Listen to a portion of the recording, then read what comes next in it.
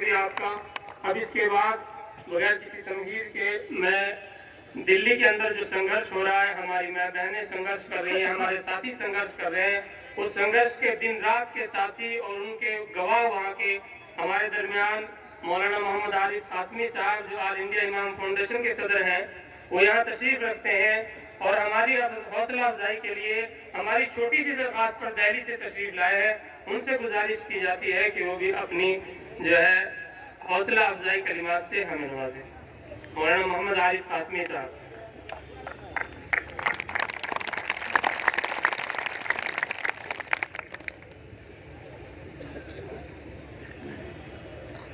अस्सलामु अलैकुम वरहमतुल्लाहि वबरकातुहू। बिस्मिल्लाहिर्रहमानिर्रहीम। बिला किसी तमीद के चूँकि तकरीबन आधे दर्जन से ज़्यादा लोग इस्लाही बात यहाँ कर रहे थे, जिसकी मेरे अपने ख्याल से ज़रूरत नहीं है। यहाँ पर दलित, सिख और दीगर समाज से ताल्लुक़ रखने वाले लोग मौजूद हैं। मैं दिल्ली में चूँकि जब 14 दिसंबर को, जिस वक्त पूरी दिल्ली में और दिल्ली के साथ साथ तकरीबन 2000 शहरों में जब एहतजाज शुरू हुआ और 14 की शाम को तकरीबन 4 बजे जामिया मिल्लिया इस्लामिया के स्टूडेंट्स ने, जहां पर कुछ बच्चे लाइब्रेरी में अपनी किताबों की तैयारी कर रहे थे, कुछ बच्चे मस्जिद में रहकर नमाज और तिलावत कर रहे थे, वहां पर जैसे ही उन्होंने उन तमाम शहरों की आवाज से आवाज मिलाकर जामिया मिल्लिया इस्लामिया के अंदर अपने प्रोटेस्ट को शुरू किया और जैसे ही हुकूमत हिंद के तमाम रहबरान को, तमाम हुकूमती उन तमाम सिपाहियों की कानों में ये बात पहुंची,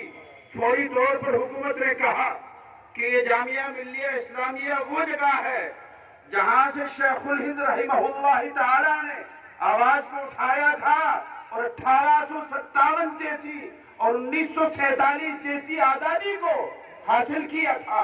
यहाँ से ये चिंगारी उठी है, अगर इसको नहीं दबाया गया न जाने चिंगारी कहां कहां तक आपको फैला सकती है। फौरी तौर पर इस हुकूमत हिंद की पालतू पुलिस ने वहां निहत्थे बच्चों के ऊपर जाकर के जुल्म किया, बच्चियों पर लाठियां चार्ज की, सीनों को पकड़ करके झिझोड़ा, वहां बच्चों के सर को फोड़ा, किसी के घुटनों को तोड़ा, किसी की कोहनियों को तोड़ा। लेकिन जिस वक्त उन्होंने कुर्बानी दी, पूरा देश देख चुका था, पूरी दुनिया देख चुकी थी। और जिस वक्त उन तमाम प्रोटेस्टर के अंदर लोगों में से तकरीबन 53 लोगों को डिटेन किया कालकाजी पुलिस थाना में, जामिया नगर थाना में, जब उनको बंद किया, रात के 4 बजे तक हम और हमारी पूरी टीम और चंद्रशेखर आजाद, जिसको रावण कहा जाता है, सीने से सीना मिलाकर हमारे साथ खड़ा रहा और उन तमाम 53 बच्चों को रिहा कराया। उसके साथ साथ जैसे ही उनको डिटेन किया था, फौरी तौर पर जेएनयू, डीयू, जामिया मिल्लिया इस्लामिया, जामिया हमदर्द यूनिवर्सिटी के तमाम हजारों बच्चों ने, बल्कि 5000 की तादाद में आईटीओ के चौक को घेरा था, दिल्ली पुलिस के क्वार्टर को घेरा था। फौरन जब वहां पर ज्वाइंट सीबी, यहां तक कि सीबी तक वहां मौजूद था और ये कहा था कि हम इन तमाम क्या हम सीए को मुसलमानों के खिलाफ नहीं आ रहे हैं। जैसे ही वहां पर उन बच्चों के प्रोटेस्ट के दरमियान कुछ उलमा हजरात गए, उन्होंने उन बच्चों ने उन उलमा हजरात से कहा कि अल्लाह के वास्ते आप अपनी इन तमाम बातों को अलग अलग महाज पर काम करिए, जो यहाँ पर ये गुलदस्ता मौजूद है दिल्ली पुलिस हेडक्वार्टर को जिसने घेरा था, अगर आप यहाँ आएंगे तो ये सिर्फ मुस्लिम कम्युनिटी की लड़ाई हो जाएगी। ये ना मुसलमानों की लड़ाई है, ना अम्बेडकर की लड़ाई है, ना सिखों की लड़ाई है। लड़ाई है तो सिर्फ किसकी है? हमारे मुल्क के संविधान के बचाने की लड़ाई है। बोलो इंशाअल्लाह। 3 दिन नहीं, 3 महीने नहीं, 30 साल तक अगर अपने मुल्क को बचाने की जरूरत पड़ी तो इंशाअल्लाह हम बचाएंगे। जिस तरीके से शाहीन बाग के उस रोड को जो नोएडा से लेकर सरिता विहार को जोड़ता है, उस रोड को जैसे ही बंद किया गया, उस तमाम मिसाल को मुस्तफाबाद, सीरमपुर, जाफराबाद, जामा मस्जिद का वो प्रोटेस्ट जो 20 तारीख को हुआ था, जिसमें 17 बच्चे मुसलमान और ये जो भीम आर्मी के जो लोग थे, ये भी 20 की तादाद में वहां अपने चंद्रशेखर आजाद के साथ मौजूद थे, उनको बंद किया। लेकिन वहां कुछ मुस्लिम बच्चों को इसलिए रिहा कर दिया था, कहेंगे ये ऐसा ना हो कि ज्यादा भीड़ हो जाए। लेकिन चंद्रशेखर आजाद, जिसको हम ये नहीं कहना चाहते कि वो हमारा साथ दे रहे हैं, बल्कि हम कहते हैं कि वो हमारे भाई हैं, कल भी थे, आज भी है और कल भी रहेंगे। ये संविधान की लड़ाई है। यहां से जिस तरीके पर अपने अपने गांव से 20-20, 50-50 लोग इकट्ठे होकर के आए हैं, अगर जरूरत पड़ी तो इंशाअल्लाह 30 साल तक भी बटेंगे।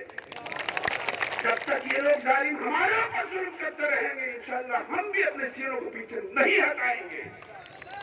कितनी गोलियां आपके पास चलाइए, आपकी गोलियां खत्म हो सकती हैं, हमारे सीने खत्म नहीं हो सकती। इंशाअल्लाह मंदिर हो, मस्जिद हो, गुरुद्वारा हो, कोई भी हो, किसी पर कोई आ जाएगी, इंशाअल्लाह एक एक बंदा जो हिंदुस्तानी है वो इसके लिए खड़ा हुआ है। रही बात सीएए की, ये ड्रामा है, नहीं कर पाएंगे, ये मैं गारंटी देता हूं। ये एनआरसी किससे करेंगे? मुझसे करेंगे, आपसे करेंगे। बोलो, क्या अगर कोई इनका अफसर आकर के हमारे घरों में आकर के हमारी मालूमात लेगा तो क्या हम देंगे? खड़े होकर के कहिए, हाथ उठा करके, नहीं देंगे। इतनी ताकत है, अपनी इस्तेमाल कर लें। हमारे घरों में आएंगे। और सुनिए एक बात, जिस वक्त राष्ट्रपति अमेरिका का चुना था, उसने कहा था कि मेरी तमन्ना ये है कि हमारा मुल्क का एक एक आदमी साइंसदान बने। जिस वक्त मनमोहन बना था, उस वक्त उन्होंने कहा था हमारे मुल्क का एक एक आदमी मैं चाहता हूं कि इंजीनियर बने। और जिस वक्त ये मोदी जी आए, उस वक्त इन्होंने कहा था गर्व से कहो, फख्र से कहो, हम कौन है? चौकीदार हैं। कमाल की बात करते हैं। अमेरिका कहता है हमारा बच्चा सब साइंसदान बने, मनमोहन कहते हैं हमारा हर बच्चा इंजीनियर बने, मोदी कहते हैं हमारा बच्चा, हर एक बच्चा चौकीदार बने। क्या चौकीदार बनाने के लिए सरकार बनाई थी? क्या रोजगार देने के लिए सरकार बनाई थी? क्या रोडों को बनाने के लिए सरकार बनाई थी? क्या कौमियत के मामले में तहफ़्फ़ुज़ देने के लिए सरकार बनाई थी? बोलिए इंशाअल्लाह आखिरी दम तक, कयामत की आखिरी शाम तक, जब तक इस तरह के साली हमारे ऊपर जुल्म करते रहेंगे और ये एनआरसी एनपीआर जो भी लाएंगे, 1000 बार लाएं, अवामी जो रुझानात हैं उस पर कानून को बनाया जाता है। जो आप देख रहे हैं पूरे हिंदुस्तान नहीं, अमेरिका, कनाडा, न जाने किसके शहर में आप जाएंगे, इस सीए के विरोध में ये सारा का सारा आंदोलन चल रहा है।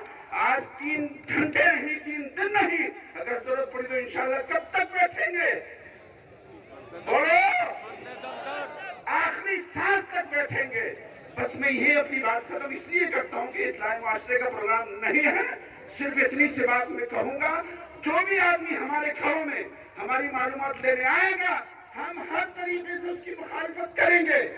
किसी भी एतबार से हम उसको अपना कागज नहीं देंगे।